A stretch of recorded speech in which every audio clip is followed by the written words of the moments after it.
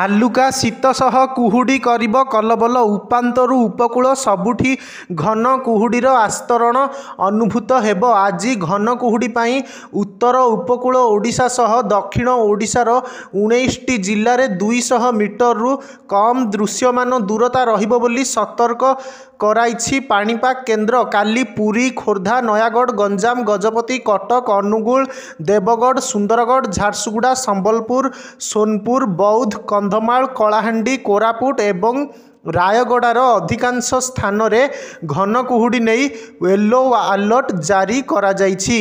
ପାଣିପାଗ କେନ୍ଦ୍ରର ସତର୍କତା ପରେ ସବୁ ଜିଲ୍ଲାର ଜିଲ୍ଲାପାଳଙ୍କୁ ଚିଠି ଲେଖିଛନ୍ତି ଏସ୍ଆର୍ସି।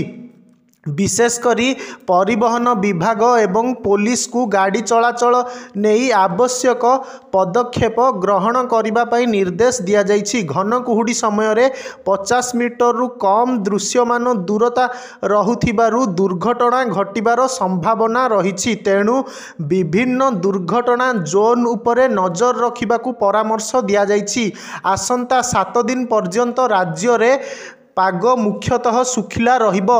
ରାଜ୍ୟକୁ ଉତ୍ତର ପଶ୍ଚିମ ଦିଗରୁ ବହୁଥିବା ଥଣ୍ଡା ପବନର ପ୍ରଭାବ କମିବା ସହ ପୂର୍ବାଳି ଗରମ ଶୁଷ୍କ ପବନ ପ୍ରବାହ ବଢ଼ିଛି। ବାୟୁମଣ୍ଡଳରେ ଜଳୀୟ ବାଷ୍ପର ପରିମାଣ ବୃଦ୍ଧି ହେବା ସହ ତାପମାତ୍ରା ସ୍ୱାଭାବିକଠାରୁ 2ରୁ 3 ଡିଗ୍ରୀ ବୃଦ୍ଧି ହୋଇଛି। ଫଳରେ ଜାଡ଼ କମିବା ସହ ଘନ କୁହୁଡ଼ି ଦେଖାଦେଉଛି। ଆଜି ରାଉରକେଲାରେ ଅତି ଘନ କୁହୁଡ଼ି ଦେଖିବାକୁ ମିଳିଥିବା ବେଳେ ଫୁଲବାଣୀ, ସୋନପୁର, କେନ୍ଦ୍ରାପଡ଼ା ଏବଂ ପାରାଦୀପରେ ଘନ କୁହୁଡ଼ି ଅନୁଭୂତ ହୋଇଛି। କୋରାପୁଟରେ ସର୍ବନିମ୍ନ 7 ଡିଗ୍ରୀ ତାପମାତ୍ରା ରେକର୍ଡ ହୋଇଥିବା ବେଳେ ଫୁଲବାଣୀରେ 10 ଡିଗ୍ରୀ ତାପମାତ୍ରା ରେକର୍ଡ ହୋଇଛି।